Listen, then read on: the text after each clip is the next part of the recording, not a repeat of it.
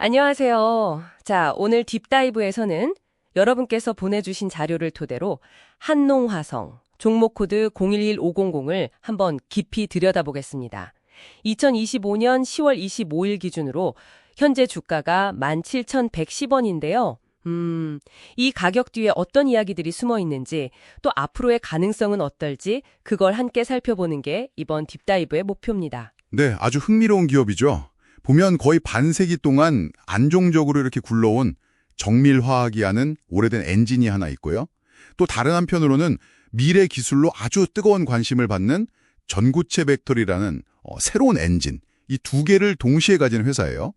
과연 이 두 엔진이 실제로 어떻게 돌아가고 있는지, 또 서로 어떤 영향을 주고받는지 그 균형점을 한번 찾아보는 그런 시간이 될 것 같습니다. 좋습니다. 그럼 그 첫 번째 엔진부터 한번 볼까요?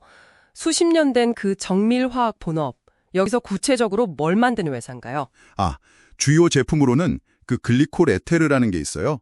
이게 이제 반도체나 LCD 공정에서 웨이퍼 같은 거 깨끗하게 닦아내는 세정의 원료로 주로 쓰이고요. 페인트나 잉크 원료로도 들어가죠.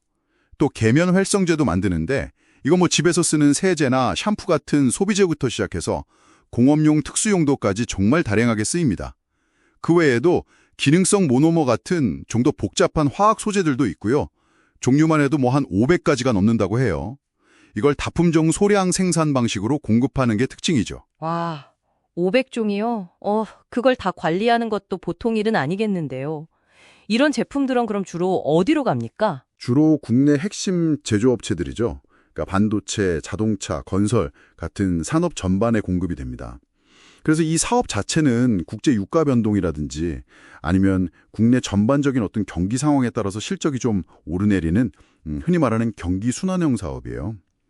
이것만 가지고 아주 높은 기업 가치를 받기는 좀 어렵겠지만 그래도 꾸준히 현금을 창출해주는 아주 중요한 역할을 하고 있는 거죠.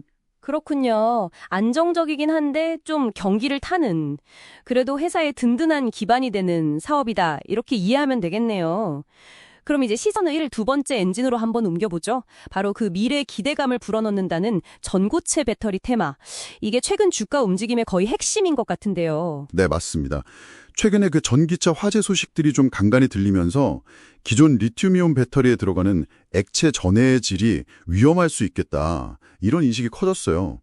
그래서 액체 대신에 불이 잘 안 붙는 고체 물질을 전해질로 쓰는 전고체 배터리가 게임 체인저가 될 수 있다. 이런 기대감이 부쩍 높아진 거죠. 아하. 그럼 한농화성은 여기서 정확히 어떤 역할을 하는 건가요? 단순히 뭐 관련주다 이렇게 엮인 건가요? 아니면 뭔가 실체가 있나요? 여기가 상당히 중요한 포인트인데요. 단순 테마주가 아니라는 겁니다. 정부가 지원하는 국책과제의 주간 기업으로 선정이 됐어요. 특히 고분자계 고체 전해질 개발을 책임지고 있습니다. 이게 뭐랄까? 배터리 내부에서 이온이 이렇게 지나다니는 길을 좀 유연한 플라스틱 같은 소재로 만드는 방식이라고 생각하시면 쉬울 것 같아요. 다른 많은 기업들이 집중하는 황화물계, 그건 좀 더 단단한 세라믹 같은 소재거든요. 그거랑 다른 길을 가는 거죠. 그러니까 정부가 이 분야의 핵심 R&D 플레이어로 인정한 셈입니다. 정부가 인정한 R&D 플레이어다. 근데 이게 기존에 하던 화학 사업하고 완전히 동떨어진 분야는 아닌가 보죠. 뭔가 연결고리가 있나요? 바로 그 점이 또 흥미로운 부분입니다. 아까 말씀드린 본업 제품 중에 EOPO, 유도체나 기능성 모노머 같은 것들이 있다고 했잖아요. 네네. 이런 화학물질들을 다루는 기술이 바로 고분자, 그러니까 플라스틱 같은 긴 사슬 구조의 물질을 합성하는 기술과 직접적으로 연결이 됩니다. 그래서 이건 그냥 뭐 유행 따라서 갑자기 뛰어든 게 아니라 수십 년간 쌓아온 자기들의 어떤 화학 기술 역량을 바탕으로 미래 먹거리를 찾아 나선 거다. 이렇게 볼 수 있는 거죠. 그렇군요. 기존 기술과의 연결고리가 확실히 있다는 점이 흥미롭네요. 하지만 뭐 이 미래 기술이라는 게 현실이 되려면 시간이 좀 걸릴 텐데 당장 단기적인 주가 움직임은 어떨까요? 최근에 주가가 꽤 많이 올랐잖아요. 네, 맞아요. 말씀하신 대로 전기차 화재 뉴스가 나오면서 전고체 배터리 안전성이 부각됐고 또 마침 한농화성이 관련 국책과제 주관사라는 사실이 다시 알려지면서 매수세가 확 몰렸습니다. 지난 10월 23일에는 주가가 너무 빠르게 변동하니까 잠시 거래를 멈추는 변동성 완화 장치, VI라고 하죠. 그것까지 발동될 정도였으니까요. 그럼 앞으로 한 일주일 정도, 그러니까 10월 31일까지 단기 전망은 어떻게 보시나요?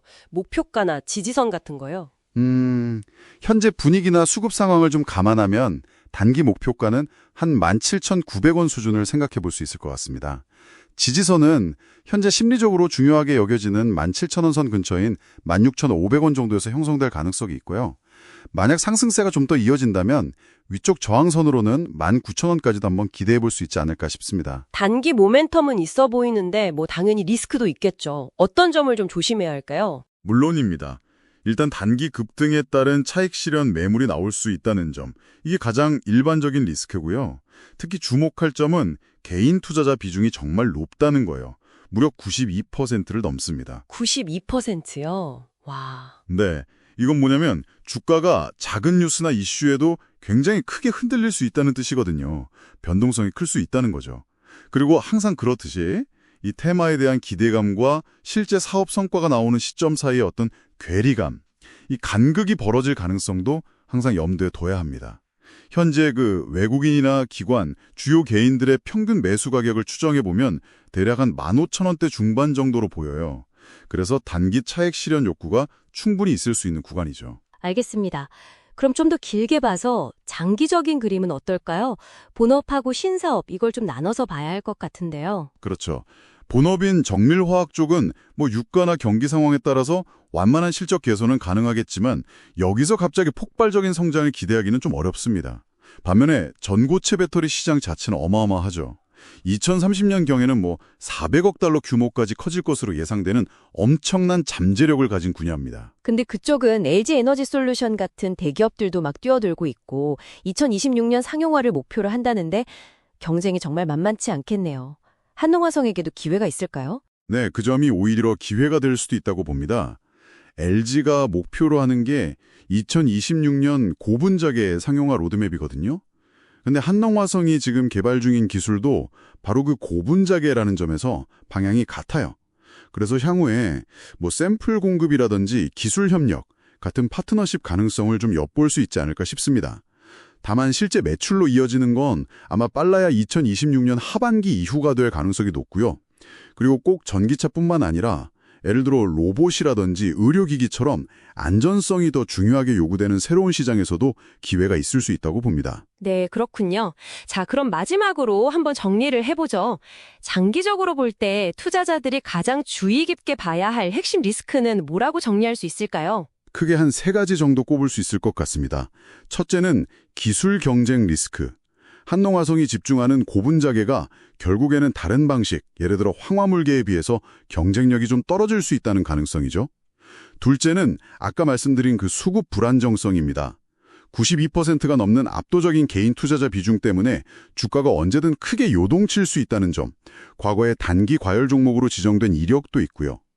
하지만 뭐니 해도 가장 중요한 리스크는 역시 기대와 현실의 차이라고 생각합니다.